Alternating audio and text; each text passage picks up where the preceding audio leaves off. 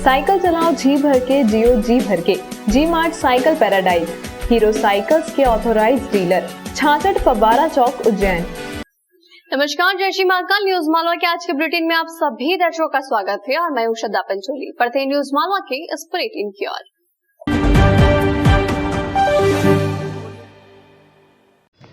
भाट पचलाना में 11 जून की दोपहर सूखी नदी से मिली लाश का मामला पुलिस ने सुलझा लिया है। रतलाम के बहुजन समाज पार्टी के जिलाध्यक्ष समृत चौहान की हत्या के मामले में पुलिस ने 2 आरोपियों को गिरफ्तार किया है। दोनों के नाम संतोष और चतुर्भुज हैं। इस हत्याकांड के पीछे की वजह प्रेम त्रिकोण के रूप में सामने आई है। शनिवार को एसपी सत्येंद्र कुमार ने इस वारदात का खुलासा किया।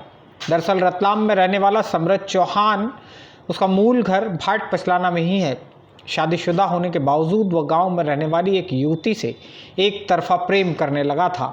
युवती संतोष को चाहती थी। समृत भी इसी युवती को हासिल करने की कोशिश में जुटा है। यह बात भी संतोष को अच्छे से पता थी। उसने युवती के मोबाइल नंबर का इस्तेमाल कर अपने मोबाइल फ़ोन पर व्हाट्सएप इंस्टॉल किया और समृत को अकेले में मिलने बुला लिया।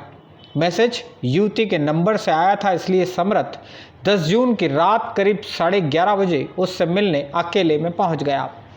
अकेले में उसे संतोष और उसका दोस्त चतुर्भुज मिला। इन दोनों ने ही समृत को बुरी तरह पीटा। उसकी छाती की पसलियां टूट जाने के कारण मौके पर ही उसकी मौत हो गई। संतोष और चतुर्भुज दोनों समृत को केवल पीट कर सबक सिखाना चाहते थे, लेकिन जब उसकी मौत हो गई तो दोनों घबरा गए। पुलिस से बचने के लिए दोनों ने जहरीला पदार्थ गटक लिया और बड़नगर के एक अस्पताल में भर्ती हो गए। समृत की लाश मिलने के बाद पुलिस जब गांव में तफ्तीश कर रही थी, तब संतोष और चतुर्भुज दोनों के द्वारा एक साथ जहर खाने की बात पता चली। यह बात पुलिस को कुछ अजीब लगी। बिना कारण 2 दोस्त एक साथ आत्महत्या करने की क्यों सोचेंगे? बस इसी एक सवाल का जवाब तलाशने में जुटी पुलिस के रडार पर दोनों आरोपी एक साथ आ गए। जैसा कि आप लोगों को मालूम है कि 10 तारीख को थाना भाट पचलाना के अंतर्गत एक राजनीतिक पृष्ठभूमि के एक व्यक्ति के घुटने की सूचना दर्ज की गई। तत्काल घटना की संवेदनशीलता को देखते हुए एसडीओपी खाचरोद और टीआई संजय वर्मा को इस बात के निर्देश दिए गए थे कि इनकी तलाश करें। तलाश के दौरान ही लगभग 2:30 बजे दिन में ही लगभग घटना रिपोर्ट होने के 3-3.5 घंटे के अंदर ही उनका जो मृत शरीर है बागेड़ी नदी के पास मिला था और प्रथम दृष्टया देखने से ही स्पष्ट हो रहा था कि ये हत्या की घटना है। और क्योंकि घटना की संवेदनशीलता को देखते हुए मैं स्वयं और एडिशनल एसपी आकाश भूरिया मौके पर पहुंचे और एडिशनल एसपी आकाश भूरिया के नेतृत्व में एक टीम गठित की गई जो अनुसंधान के सभी पहलुओं पर जांच कर रही थी। 3 टीमें काम कर रही थी। एक जो एफएसएल जो टीम थी जिसने साइंटिफिक एविडेंस वहाँ से कलेक्ट किए, एक हमारी टेक्निकल टीम थी जो बाकी जो घटना के पृष्ठभूमि है उस पर काम कर रही थी और ग्राउंड में भी हमारी टीम जो काम कर रही थी। तीनों का जो समन्वय से जो हमारे पास स्पष्ट चीज़ें आई तो उसमें से 5-6 संदेही हमने चिन्हित किए थे। उन संदेहियों में से ही 2 संदेही रात में लगभग 9:30 पौने 10 बजे के आसपास बड़नगर में गीता हॉस्पिटल में कुछ नशीला पदार्थ खाकर बेहोशी की हालत में एडमिट हुए थे। तत्काल पुलिस गई और वहाँ से पूछताछ करने की कोशिश की, लेकिन उस दिन वो अचेत अवस्था में थे, इस वजह से पूछताछ नहीं हो पाई। अगले दिन 11 तारीख को उनसे जब उनका इलाज के दौरान उनकी स्थिति ठीक हुई तो उनका मृत्युकालिक कथन कराया गया और जो तब तक हमारे पास इन्वेस्टिगेशन में काफ़ी महत्वपूर्ण तथ्य आ चुके थे उसके आधार पर हमारी जो पुलिस पूछताछ हुई उस पुलिस पूछताछ में उन्होंने द्वारा घटना की स्वीकारोक्ति की है।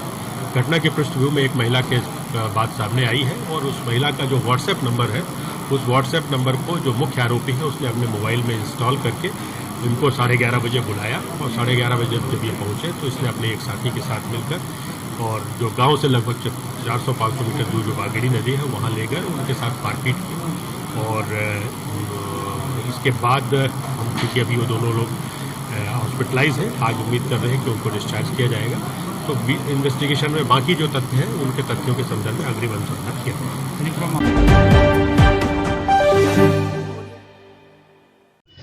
9 जून को एक ही दिन में 21,000 से ज़्यादा लोगों को कोरोना से बचाव वाली वैक्सीन लगाने का रिकॉर्ड बनाने वाले जिले में 2 दिन में ही वैक्सीनेशन प्रोग्राम टाएं फिस हो गया है। वैक्सीनेशन को लेकर बीते एक पखवाड़े से जो जोश और जुनून परवान चढ़ा था वह वैक्सीन का स्टॉक खत्म हो जाने के कारण फिर से उतार पर आ गया है। 9 जून को अकेले एक ही दिन में जिले में 21,985 लोगों को वैक्सीन लगाई गई थी। इसके अगले ही दिन आंकड़ा 3,862 पर आ गया। शनिवार को तो वैक्सीन लगवाने वालों की संख्या 2,961 पर आ पहुंची। जिले में 78 सेंटर पर वैक्सीन लगाई जा रही है। शनिवार को इनमें से ज़्यादातर सेंटर बंद रहे। शहर में केवल नर्सिंग कॉलेज में 94 और विजयराजे सेंटर में 113 लोगों को ही वैक्सीन लग सकी। दरअसल जिले से वैक्सीन की आपूर्ति के लिए डिमांड लेटर भोपाल भेजा गया है, लेकिन अभी वैक्सीन की पर्याप्त आपूर्ति नहीं हो पा रही है। संभावना है कि सोमवार से फिर से वैक्सीनेशन ड्राइव अपनी रफ्तार पकड़ सकेगा। हमारे जिले में शनिवार शाम तक 5,71,161 लोगों को वैक्सीन का पहला डोज और 77,188 लोगों को दूसरा डोज लगाया जा चुका है।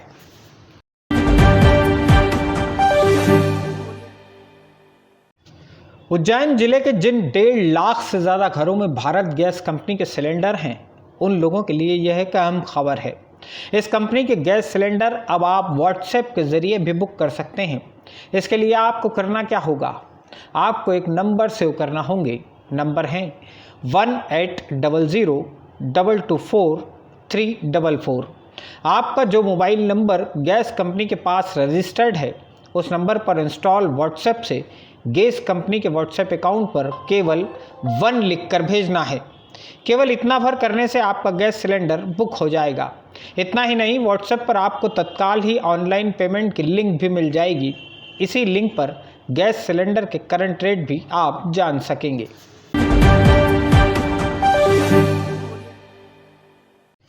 महाकालेश्वर मंदिर रुद्रसागर विकास परियोजना में महाकाल थाने से सटे नगाड़ा गेट और सीढ़ियों को तोड़ दिया गया है। इस गेट की दीवार में लगी पुरातन खंडित मूर्तियां यहां पड़ी हुई है। विकास के नाम पर नगाड़ा गेट तोड़े जाने का युवक कांग्रेस ने विरोध किया है।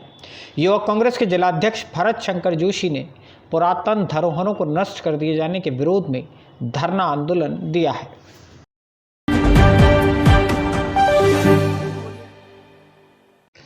अंकपात मार्ग पर रहने वाली एक युवती ने चिमनगंज मंडी थाने में एक बस कंडक्टर के खिलाफ दुष्कर्म का अपराध दर्ज कराया है। आरोपी का नाम ब्रजेश जाट निवासी तराना है। अंकपात मार्ग की एक कॉलोनी में रहने वाली इस युवती का कहना है कि वह ब्यूटी पार्लर की ट्रेनिंग के लिए अक्सर इंदौर जाया करती थी। बस में सफ़र के दौरान ब्रजेश जाट से पहचान हुई और दोनों नज़दीक आ गए। इसके बाद ब्रजेश जाट ने युवती को धोखे में रखकर उसके कुछ आपत्तिजनक फोटोग्राफ्स लिए और फिर इन्हीं को वायरल करने की धमकी देकर युवती का दैहिक शोषण करता रहा। युवती के मंगेतर को जब इस बात का पता चला तो उसने युवती को हिम्मत दिलाई और इसके बाद आरोपी ब्रजेश के खिलाफ FIR दर्ज करवाई गई।